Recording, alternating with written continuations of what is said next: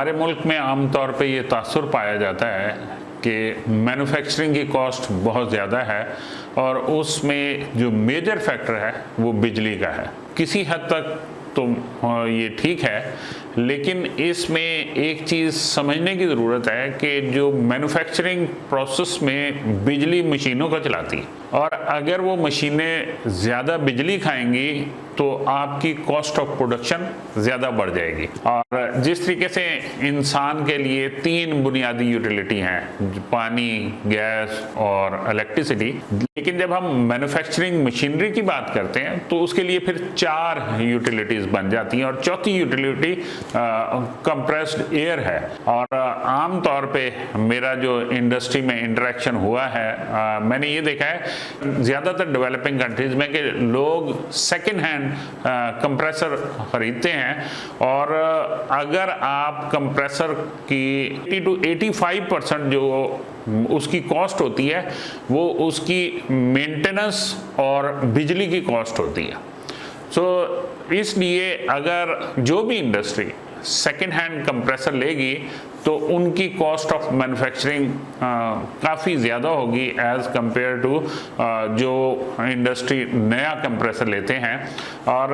हमारे मुल्क में बदकिस्मती ये है कि कंप्रेसर इतना इम्पोर्टेंट होने के बावजूद ना ही यूनिवर्सिटियों में इससे रिलेटेड नॉलेज दिया जाता है और ना ही इससे रिलेटेड इंडस्ट्री एग्जिस्ट करती है,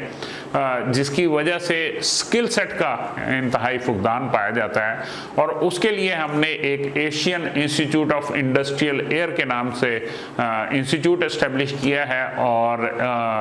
in partnership with national textile university, और वहाँ पे हमने एक सेंटर ऑफ एक्सीलेंस भी एस्टेब्लिश किया है जिसमें मॉडल कंप्रेसर रूम है, जहाँ पे जो इसके ओरिजिनल मैन्युफैक्चरर्स हैं उनकी मशीनरी को हमने सेटअप किया है ताकि कोई भी देखे तो वो अंदाज़ा लगा सके कि एक अच्छा इंटरनेशनल स्टैंडर्ड का कंप्रेसर रूम क्या होता है और साथ ही उसका एक कंप्लीट मॉनिटरिंग इक्विपमेंट है ताकि आपको रियल टाइम में पता चले कि बिजली कितनी कंज्यूम हो रही है, मेरी प्रोडक्शन कितनी हो रही है और मशीन का रनिंग स्टेटस क्या है। इसके लिए हम एक कोर्स ऑफर करना जा रहे हैं। उस कोर्स का टाइटल है selection of compressor and designing of a compressor room, क्योंकि जहाँ पे कंप्रेसर लगना है वो कोई शेड या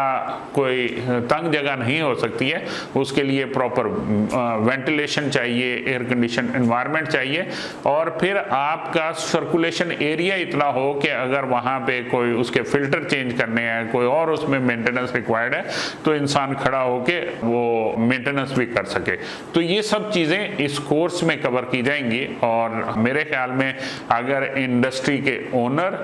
जो प्रोजेक्ट मैनेजर्स हैं या मिल मैनेजर्स हैं, जो यूटिलिटीज़ मैनेजर्स हैं, जो टेक्निकल स्टाफ है, जो इवन जो फाइनेंशियल मैनेजर्स हैं, उनके लिए भी ये अंडरस्टैंड करना बहुत ज़रूरी है कि एक फ़िज़िकल चीज़ अगर गुम हो जाती है उसकी कॉस्ट ज़्यादा होती है, वो हम देखने की कोशिश करते हैं, लेकिन बिजली जो कि नज़र नहीं आती लेकिन हवा की फॉर्म में कंज्यूम हो रही है, उसकी मेजरमेंट कॉस्ट ऑफ प्रोडक्शन में कैसे होगी वो सब इस कोर्स में सिखाया जाएगा। Thank you.